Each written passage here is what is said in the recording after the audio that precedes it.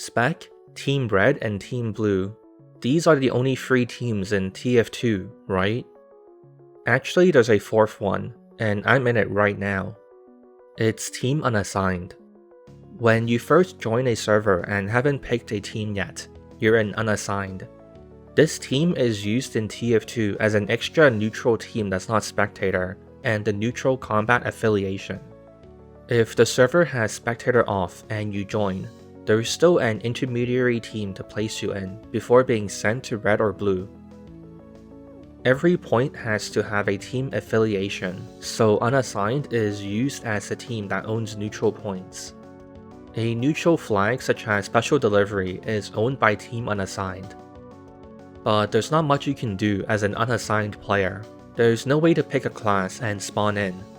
So what if we did just that?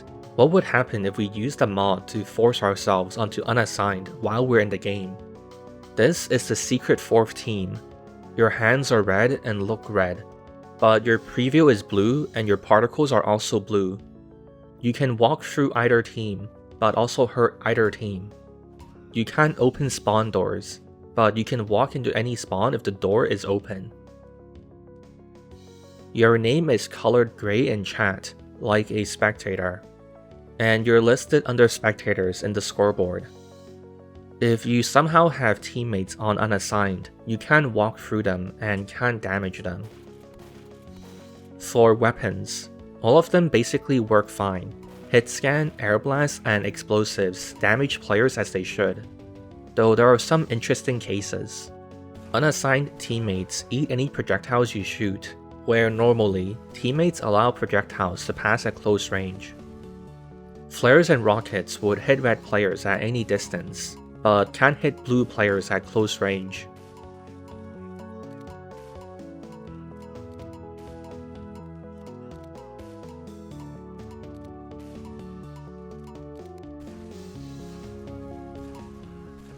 Your own pipes and stickies collide with you. If you look straight down and shoot, it'll bounce. If you shoot further ahead, it won't. The shortstop shove doesn't work on anyone.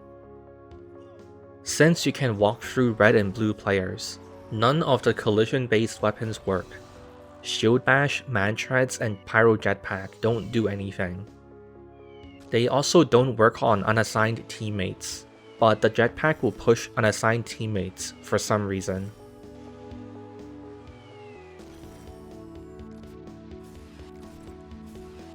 The Engineer's Eureka effect teleports you to 000.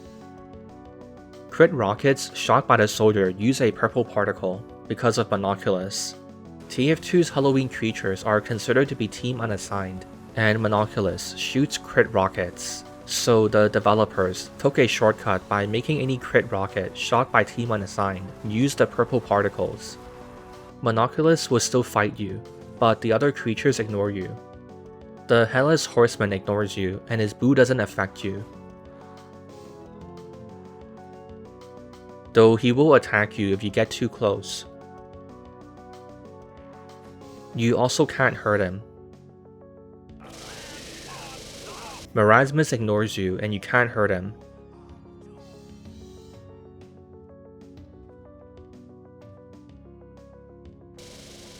And skeletons ignore you, but you can kill them.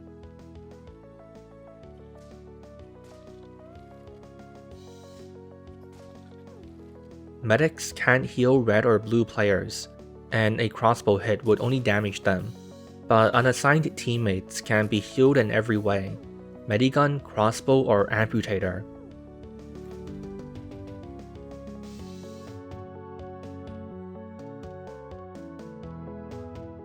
Unassigned spies can disguise as either team, but they always have the mask as if they're friendly and hold the class's weapon. Eternal reward backstabbing an unassigned player does nothing. Taunt kills work fine except the Scorch Shot, which has the problem with ignoring blue team at close range. It works fine on red players.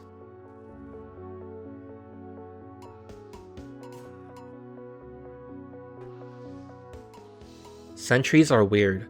A red one will attack unassigned players, but blue ones will ignore them. Sentries built by unassigned players kill their owners, as well as blue players. Other unassigned players are also targeted by the sentry, but they don't take any damage, and red players are completely ignored. They also ignore disguises, and a blue spy disguising as red continue to get shot. Red players are ignored, disguised or not. Wrangler locks on and deals damage to both red and blue players. Sentry rockets work as normal rockets do, and pass through blue players at close range. Unassigned dispensers will heal other unassigned teammates. Unassigned players can take red or blue teleporters, but other unassigned teleporters work. Trying to telefrag a red or blue player doesn't do anything. But if you try it on an unassigned player, the teleporter has a heart attack. Unassigned spies can sap red or blue buildings, but not unassigned ones.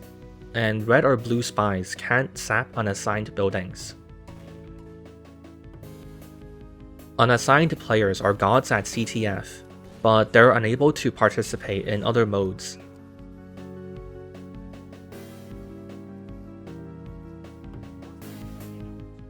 For example, you can't block caps or cap points.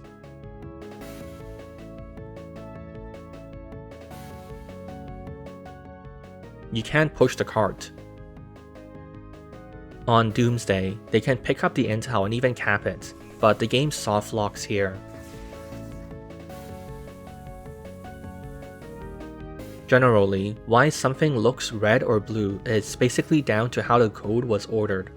For example, since the game developers programmed the game with the very safe assumption that there's only red or blue, they would write code that checks if it's a red player. If not, assume it's blue.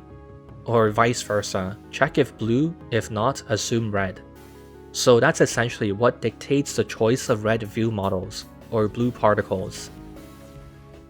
And finally, here's a list of other tests I did, but didn't seem interesting enough to dedicate time in a video for.